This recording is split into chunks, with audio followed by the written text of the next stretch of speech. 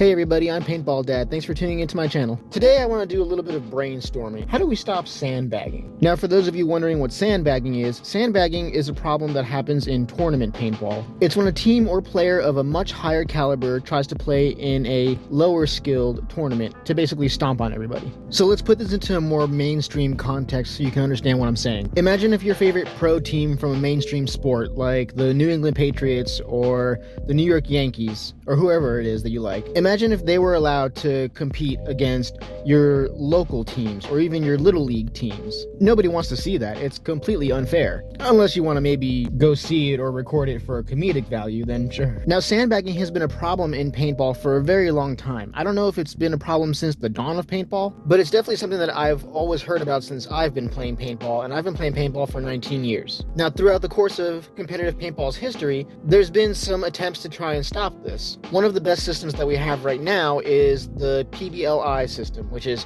Paintball Leagues International. This is an international scoring system where local, regional, and national tournaments can register their events, and therefore they register all the players that are at the events, so that each player has a tracker on how many points they have on their player career. And in short, that determines what skill division they get placed in. Now, like any system, it's not perfect, and people have found ways around it. Sandbagging still happens, and we can clearly see that the PBLI system has tried to adapt to this problem. However, some of the adaptations have been kind of pointless. For example, one of the things that the PBLI system has done is that they keep creating new divisions. I remember a long time ago when I first started playing tournament paintball, there was only like 3 divisions before going to pro. I actually have a really old trophy that I won at a beginners tournament, and back in that time, which I think was like 2010 or 2011-ish, the beginners division was Division 3. And now after a long break of playing tournaments, it's been like 8 or 9 years, I think, I re-entered the paintball tournament scene, and I have to start over again at the beginners division, but now the beginners division is Division 6. So they added 3 whole new divisions. It seems like the reason was that they realized that Division 3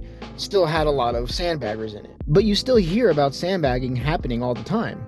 So what can actually be done to stop, or at least continue to effectively reduce, sandbagging? I don't know for sure, but I have seen a couple of ideas that do seem to hit the nail on the head a little more effectively. I had actually asked this question in a post on my YouTube channel, and somebody had commented saying that there should be a driver's license verification system for creating player profiles.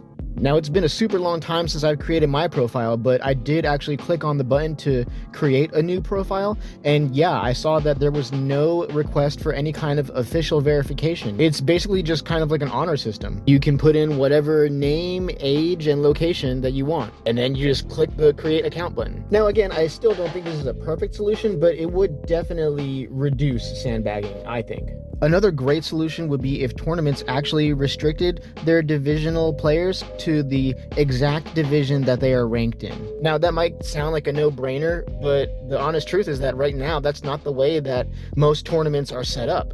Most tournaments right now are set up so that you can actually have a couple of players that are in a higher division playing in a lower division event. And now, of course, this could create a lot of problems in itself. And so if it was already bad enough that, let's say you're at a Division 5 tournament and somebody was really at a Division 4 playing skill level, but their player rank was officially Division 5, now imagine how much worse it is since teams are now allowed to have a Division 4 player on their roster. Now you might have someone who's actually playing at a Division 3 skill level, but on paper they're Division 4, and they are technically allowed to play in a Division 5 event. So you can see how this quickly spirals out of control. But if you strictly had to be Division 5 in order to play in a Division 5 event, or Division 4 in order to play in a Division 4 event, then that is definitely something that can also help to reduce sandbagging.